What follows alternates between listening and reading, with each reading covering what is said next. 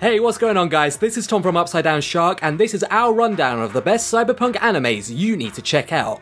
But before I do, make sure to hit subscribe and the notification bell for more lists, reviews and articles every single week. Let's get started!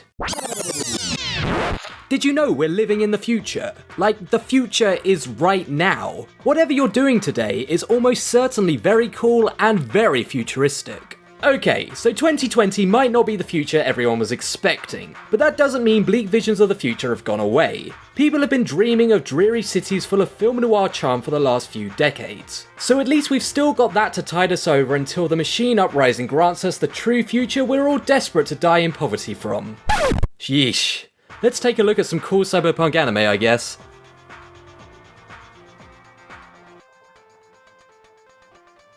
Summed up briefly, Ghost in the Shell is a story of self-identity and the value of AI life in a world consumed by technology. If you're interested in films like The Matrix and Blade Runner, this is definitely worth checking out. It's a slower, more cerebral take on science fiction, but still packs plenty of action into its 80-minute runtime. If you ask us, the 1995 film is the best place to start, but there's also a handful of unconnected series, as well as some OVAs, or original video animation, which are similar to straight-to-home video releases. And there's also the 2017 live-action adaptation, which you might actually enjoy, if you've never seen the original.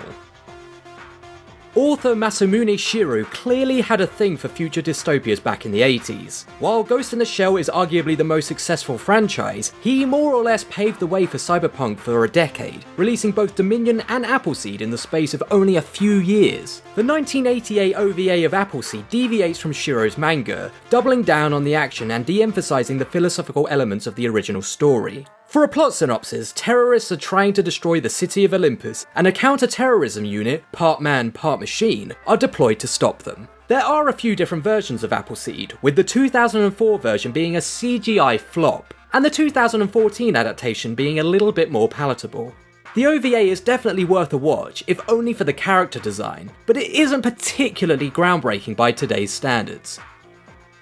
Serial Experiments Lin is a fantastic show, combining elements of horror, science fiction, drama, and thriller, all in a setting that's a little too familiar for comfort, taking its time over 13 episodes to really make you think about the trappings of modern tech. The story follows Lane, a quiet teenager completely disconnected from technology, unlike her friends who appear completely attached to it. After a classmate who committed suicide begins sending emails posthumously to other students, she is slowly absorbed into the world of the Wired, finding things about herself that she never even knew were possible in her perception of reality. Serial Experiments Lin is a reading on contemporary living, asking you to think about identity, boundaries, and existentialism in the era of worldwide communication networks. Is internet access really the only thing separating you and your online persona? The questions it asked 20 years ago are still relevant to this day, making it a milestone in not only animation, but storytelling too. This show is worth every moment of your time. It's also got a banging opening sequence to boot.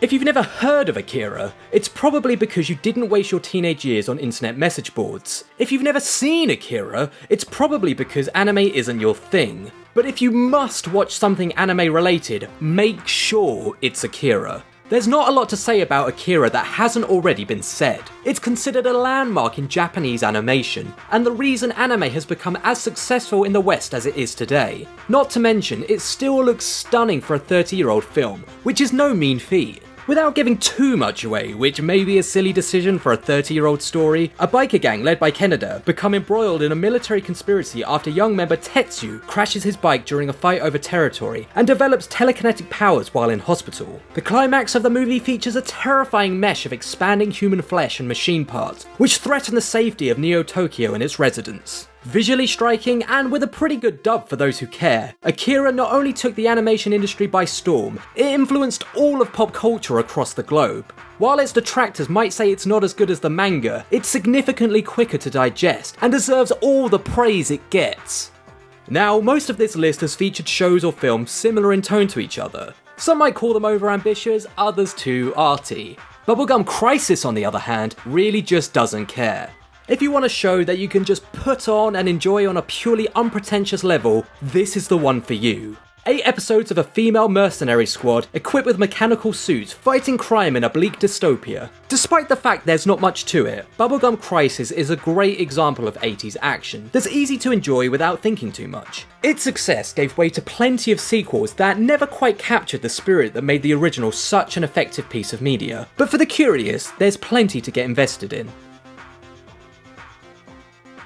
For those who just want something they're more familiar with, the Animatrix might be more appropriate. Primarily created to flesh out the world of the Matrix trilogy, the Animatrix is comprised of 9 separate stories, with 4 written by the Wachowskis, the directors of the original Matrix trilogy. 2 of the standout stories explore the history of man and machine, under the titles The Second Renaissance Part 1 and Part 2. Set prior to the Machine War, the stories detail humanity's arrogance towards artificial intelligence, whose only desire is to be treated as equals to humans. Despite their subjugation, the robots ultimately take over, and humanity becomes their chosen source of sustainable energy. Those eco-robots, always doing the good thing for the planet. I always knew they were the good guys. What I love about the Second Renaissance is its uncompromising look at a future that we might not be too far from. On a kind of related note, the first season of Psycho Pass is also great, and riffs on a lot of the curious technologies explored in Minority Report.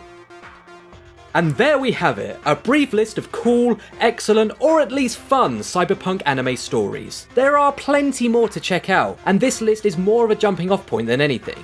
Both the 80s and 90s gave way to mountains of cyberpunk media, so you'll never have to look far to find something you're going to like. Be sure to comment with your favourite cyberpunk stories and films, and tell us what you think should be on the list. And if you enjoyed this video, please do like, share and subscribe. You can support us financially at patreon.com/UpsideDownShark and visit UpsideDownShark.com for more great videos, articles, podcasts and more. See you next time!